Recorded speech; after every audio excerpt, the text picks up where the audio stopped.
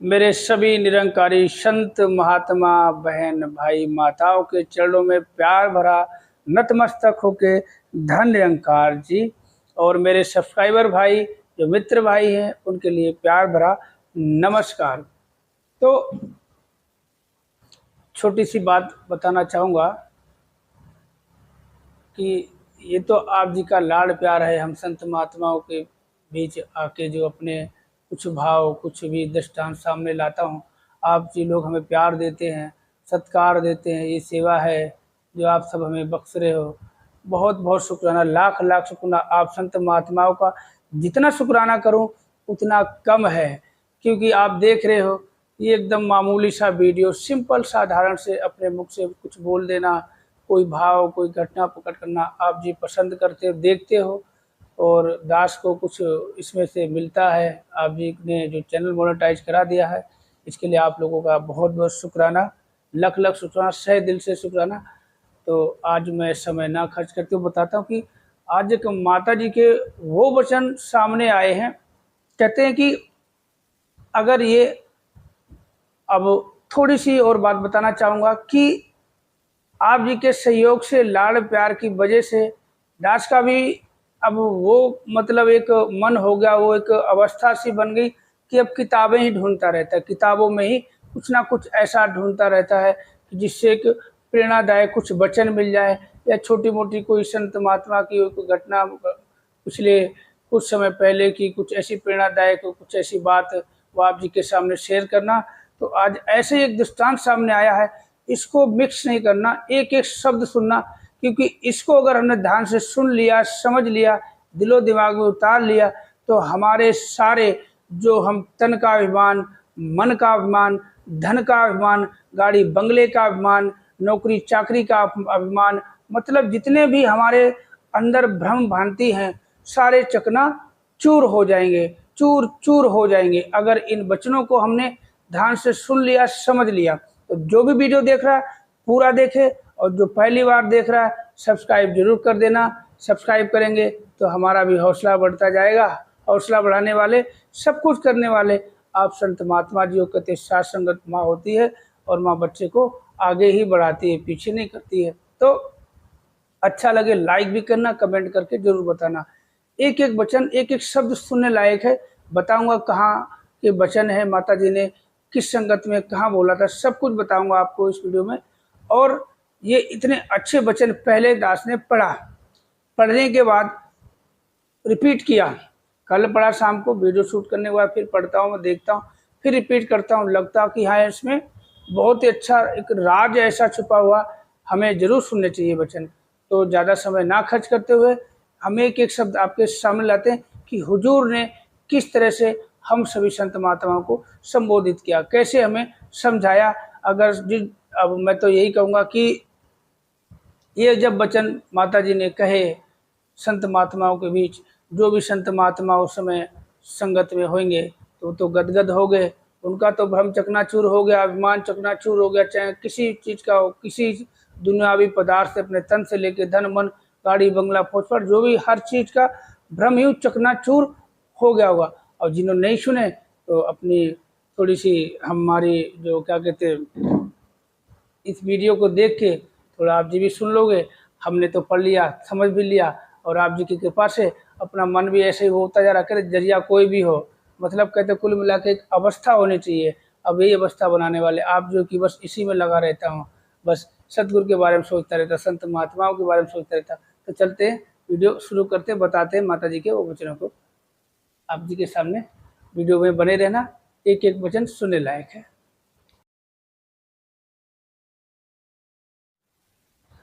तो शुरू करते हैं, हुजूर ने क्या फरमाया संत महात्माओं के बीच।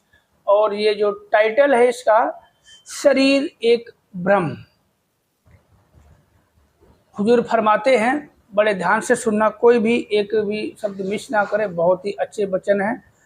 हुजूर फरमाते हैं, माता जी साथ संगत जी प्यार से कहना धन निरंकार जी। साथ संगत जी, दासी जब यहाँ आ रही थी तो रास्ते में राजस्थान के, मैं बताना चाहूँगा बाड़मेर राजस्थान, 18 दिसंबर 2018 की वचन है। राजस्थान के लोगों के पगड़ी पहनने के तौर तरीके से ही पता चल रहा था कि वे राजस्थान के किस क्षेत्र से संबंध रखते हैं। हमारा मनुष्य शरीर भी ऐसा ही है। चाहे हम सब एक ही परमात्मा की अंश आत्मा है, लेकिन हम जिस भी राज्य में रहते हैं, चाहे वह महाराष्ट्र हो, पंजाब हो या अन्य, हम वहीं की संस्कृति को अपना लेते हैं और हमें लगता है हम बस इसी स्थान के हैं। हमारा दायरा छोटा हो जाता है। आगे देखो हुजूर किस तरह से हमें समझाने की कोशिश कर रहे हैं। अनेक शरीर धारण करते करते इस आत्मा को ये भ्रम हो जाता है कि ये शरीर ही मेरा असली अस्तित्व है, पर ऐसा नहीं है, क्योंकि जो आत्मा है वह तो इस परमपिता परमात्मा की अंश है। हम सब इस एक परमपिता परमात्मा से ही आए हैं, हम एक ही हैं और हमें वापस इसी एक में जाना है। हम धार्मिक ग्रंथों को भी पढ़ते हैं और सुनते आ रहे हैं कि युगों युगों से ही संत महात्मा यही एक संदेश दे रहे हैं कि मनुर्भव, अर्थात मनुष्य बनो। हुजूर आगे फरमाते हैं, ऐसा नहीं है कि हमारे शरीर का आकार मनुष्य का नहीं है, चाहे हमारे हाथ पांव आंखें आदि सभी मनुष्य की तरह हैं, लेकिन हमें मनुष्य बनाती है प्रेम की भावना। अगर हमारे अंदर ये विशालता की भावना, नफरत ना करने की भावना, संकीर्णताओं से ऊपर उठने की भावना, अगर हमारे अंदर ये गुण आएंगे तभी हम मनुष्य बनेंगे। अब देखो हुजूर ने कितने अच्छे तरीके से समझा दिया है। अगर ये चीजें हमारे अंदर हैं तभी हम मनुष्य बनेंगे, नहीं तो इसको हम शरीर मान लें तो ये हमारी सबसे बड़ी भूल होगी। शरीर एक भ्रम है। यदि कोई पूजा पाठ करे, धार्मिक ग्रंथ पढ़े तो उनका पढ़ना मुबारक है, लेकिन उसमें क्या लिखा है उस पर गौर करना भी जरूरी है।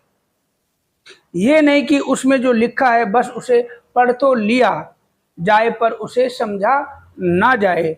कोई भी धार्मिक ग्रंथ लें, उसमें यही लिखा है कि परमात्मा को जाना जा सकता है। आज निरंकारी मिशन द्वारा परमात्मा का ज्ञान करवाया जा रहा है।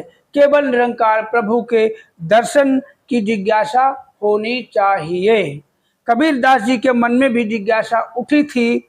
उनके जीवन में जब सतगुरु रूप में रामानंद जी आए तब उन्हें प्रभु की प्राप्ति हुई। फिर उन्होंने कहा कि बैठा पंडित पढ़े पुराण, बिन देखे का करे बखान, तू कहे कागद की लेखी, मैं कहूँ आँखिन की देखी। आगे हुजूर फरमाते हैं, मतलब पढ़ने लिखने की कला सीमित है। जिसने ये ज्ञान की नजर प्राप्त नहीं की उसके लिए तो लिखे हुए अक्षर सिर्फ अक्षर ही रह जाते हैं, और जिसने ज्ञान प्राप्त कर लिया वह लिखे हुए शब्दों को समझता है। वही बात की तू कहे कागज की लेखी, मैं कहूँ आँखन की देखी, कि मैंने अपनी आँखों से देखा है, जिसे मैंने महसूस किया है उसी को बयां किया है। अगर कबीर दास जी के जीवन में सतगुरु नहीं आते तो उनका जीवन एक रोशन मीनार ना बन पाता, उनको ज्ञान प्राप्ति ना होती। हमें अपने आप का आत्म निरीक्षण करना है, सेल्फ इंट्रोस्पेक्शन, सोच विचार करना है और यह देखना है कि हम ये जीवन किस तरह जी रहे हैं। इसे नफरत में बिता रहे हैं या ज्ञान की रोशनी प्राप्त करके इस सच्चाई की प्रेरणा और को भी दे रहे हैं। जब हमें कोई बीमारी होती तो डॉक्टर दवा के साथ साथ परहेज भी बताता है। देखो माता जी ने किस तरह से उदाहरण को लिया और समझाने की कोशिश की है। अगर ये वचन ध्यान से सुन लिए, समझ लिए तो हमें सोचने पे भी मजबूर होना चाहिए कि हाँ, काश हम ऐसे कर सकते हैं। तो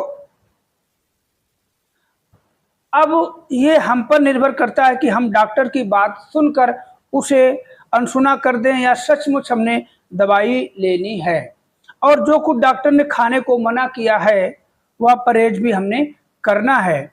अगर हम सिर्फ दवाई ही ले रहे हैं लेकिन परहेज नहीं कर रहे हैं तो भी जल्दी आराम नहीं आएगा। दूसरी ओर अगर हम डॉक्टर की दी हुई दवाई भी जरूरी है,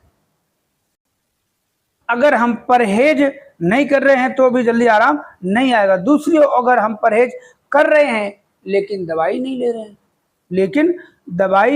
रहे हैं, तब भी जल्दी आराम नहीं आएगा। डॉक्टर की दी हुई दवाई भी जरूरी है और जिस चीज के लिए मना किया है उसे छोड़ना भी जरूरी है। इसी तरह हम इस परमात्मा को जान लें और जो चीजें मना है, जैसे देखो, जैसे कि क्रोध नहीं करना, बिल्कुल नहीं करना, चाहे कोई कुछ भी कहे, हमारी गलती हो ना हो, क्रोध सामने वाला करे ना करे, हमने क्रोध नहीं करना, अभिमान नहीं करना है।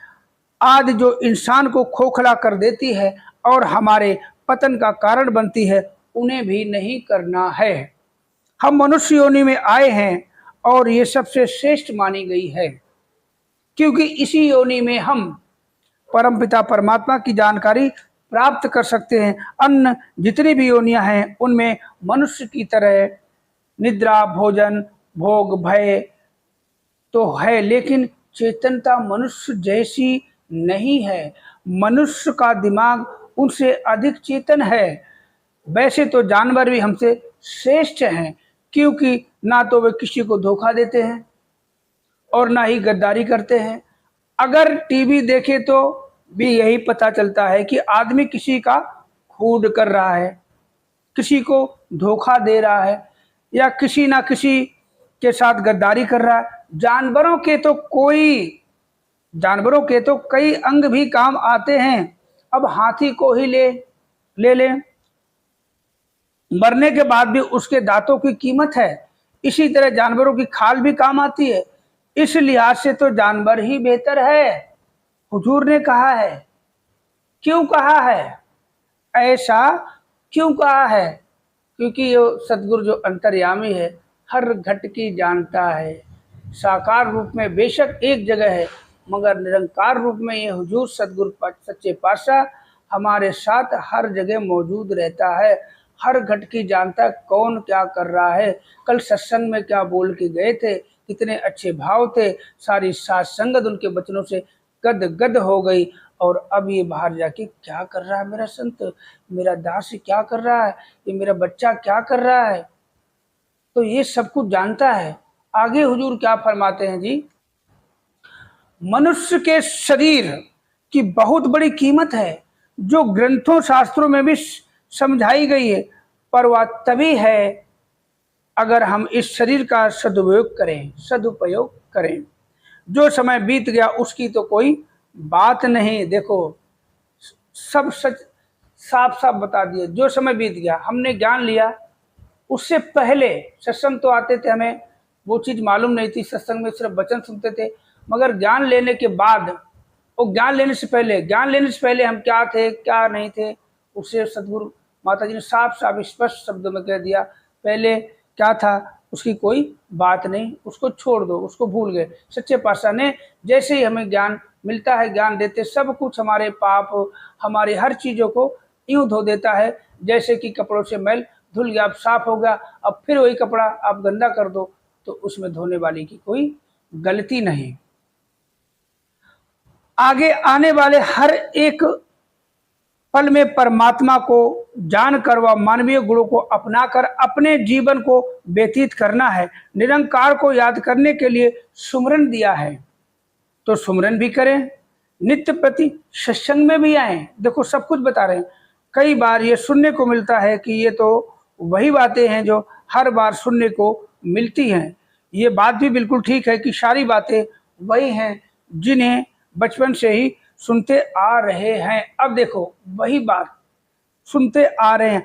अगर हम, आगे हुजूर क्या कहते हैं, अगर हम उन बातों को बार बार सुने, उन्हें हम अपने जीवन में उतारें, तो हमारा जीवन बहुत ही अच्छी तरह से बीत सकता है।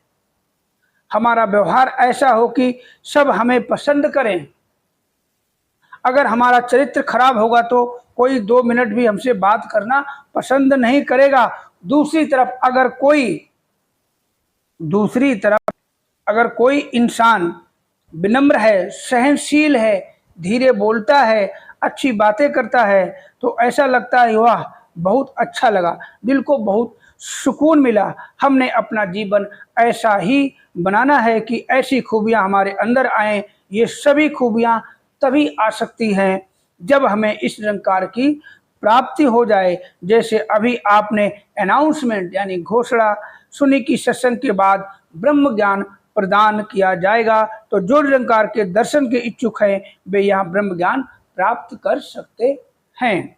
निरंकार आप सब पर कृपा करे कि जैसे आपका शहर बहुत ही फास्ट ग्रो यानी कि तीव्रता से विकसित हो रहा है, वैसे ही आप सबका जीवन भी सुंदर गुणों और कर्मों द्वारा विकसित हो और हर किसी को आपसे मिलकर अच्छा लगे।